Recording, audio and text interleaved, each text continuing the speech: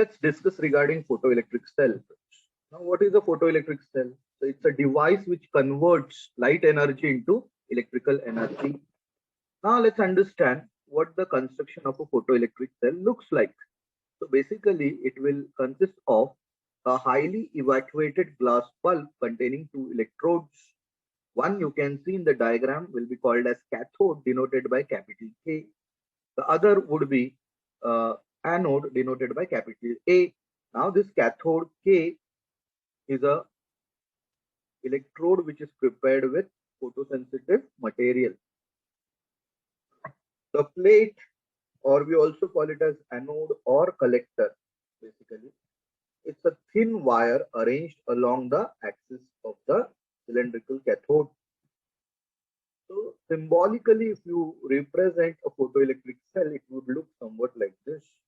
Okay, so the cylindrical part or the concave part can be considered as cathode, whereas the other part would be, the dot would be anode. Let's talk about the working of a photoelectric cell.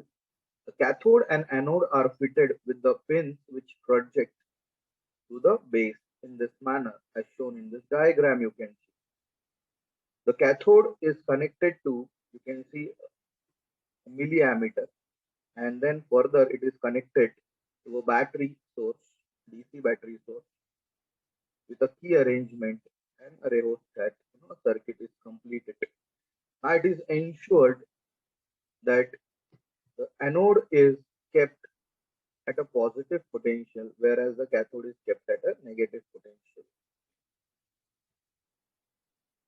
So if you observe, if the suitable radiation falls on the cathode in this manner, say for example, the photons are incident on the cathode with a frequency greater than threshold frequency, it is observed that the electrons, they are emitted and they move towards anode because anode is positively charged and it has some kinetic energy linked with it. Okay, the electrons have some kinetic energy. This is one reason why the electrons move towards anode. And secondly, the anode is positively charged, so it attracts the electrons, thereby constituting photoelectric current. In this manner, current starts flowing through the circuit. This is how a photoelectric cell will work. Now the flow of electron gives rise to a current which will increase with the increase in the intensity of the incident radiation. Let's understand what are the applications of photoelectric cell. The first application is exposure meter. The principle on which the exposure meter works, the rate of photoelectric emission is directly proportional to the intensity of the incident radiation. So this is the principle on which exposure meter will work. Now, where do we use exposure meter? It's a device which is used along with the camera to find the correct time of exposure for having a good photograph. So basically, it consists of a photo cell in series with a sensitive galvanometer and a battery.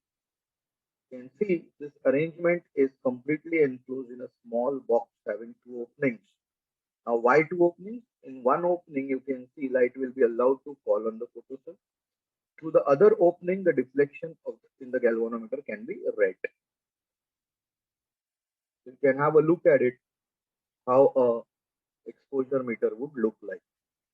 Now, since the current in the circuit depends on the intensity of the light, and since the correct time of exposure also depends on the intensity of light, so they have two things in common. So you can see two things having intensity of light as a factor common over here.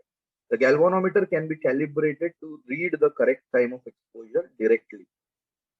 According to the reading on the meter, the camera is set and well exposed, photograph is obtained. The next application of photoelectric cell can be a burglar alarm. Now, we all know how a burglar alarm works in banks. Basically, the principle on which it will work is photoelectric effect is instantaneous. Now, how does it come into application? You can see. So basically, a burglar alarm will consist of a photo cell in a closed electrical circuit. And then this circuit is connected to an alarm circuit through a relay device. The photocell is exposed to a beam of infrared light which is visible to eye. This beam is projected across the path along which the intruder is likely to come. Okay. So let's have a quick look at the diagram. So here you can see there is an infrared ray which is being reflected by the mirror, and here is the door. So if any intruder, he comes into picture, he opens the door, he will obstruct these rays. The moment these rays are obstructed, you can see there won't be any photoelectric current flowing to the photo detector, and current stops flowing because it's instantaneous, and the relay circuit is on, which will ensure that the siren is heard by the policeman. So here you can see when the intruder intercepts the beam, the photoelectric current is switched off, and simultaneously the relay mechanism begins to function.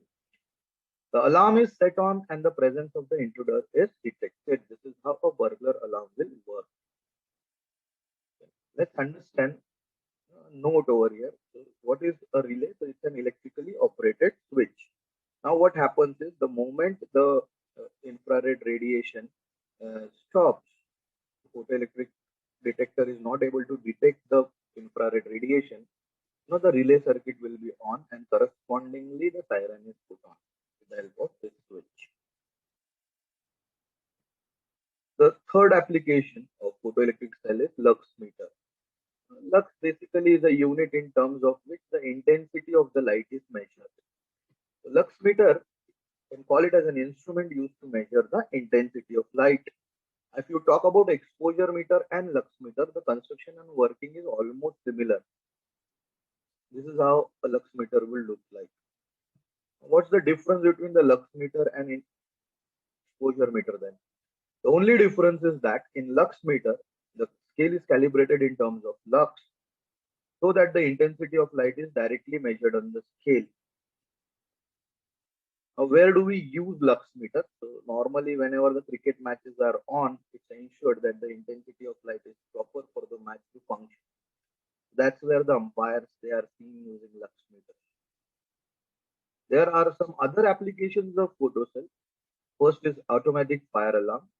Second, scanners in the television transmission. Reproduction of sound in cinema films. In paper industry to measure the thickness of the paper. To locate flaws and holes in the finished goods. In astronomy, to detect the capacity of, opacity of solids and liquids. Okay. Automatic switching of street lights. To control the temperature of the furnace. Photometry is one of the applications. Beauty meter to measure the fair complexion of the skin. Light meters used in cinema industry to check lights. And photoelectric sorting.